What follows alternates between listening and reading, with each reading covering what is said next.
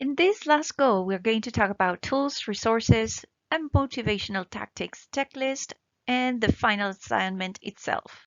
Take a minute to watch this video on how to develop an interactive online course. We recommend using PowerPoint for the structure to place images and text. The fonts and/or images don't need to be fully polished. The graphic designer of the company will take care of that. If you're providing links for the articles in external websites, make sure that they work. It's better actually if you provide a PDF version in case the website or the link stops working in the future. Also, if you're planning to create videos, there are some screen capture softwares that are very easy to use. We are providing them the links here in the download examples. For animated videos, you'll need to write the storyboard and provide the graphic designer with the voiceovers. So in that case, again, you can download an example of a storyboard below. And finally, for any guides, job aids that you want to provide for the learners, please create them in a Word document and forward them to the graphic designer. So what can you do to keep your learners motivated?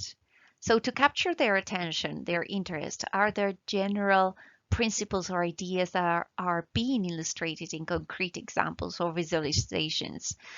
Do you explain concepts that are complex in a more concrete way, like using metaphors or analogies? Also, do you stimulate curiosity or even mystery? How about variation, as we talked before in the previous goal? Variation in format, font, layout, spaces, blank spaces.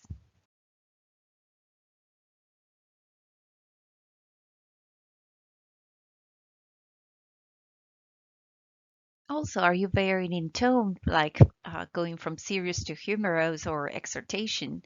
Are you presenting the benefits of the instruction itself as a present worth or a future value for the learner? And what about the previous experience? Are you building on the learner's existing skills and knowledge? Other points for consideration is the overall challenge level, the reading level, the examples, the exercises. Are they appropriate for these learners? Are you providing the answers to the exercises so that they can check themselves and self-evaluate themselves?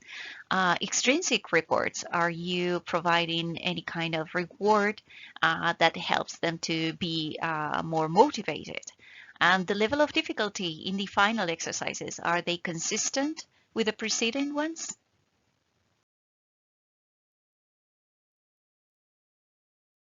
Congratulations on completing these courses on how to design online courses. Great job.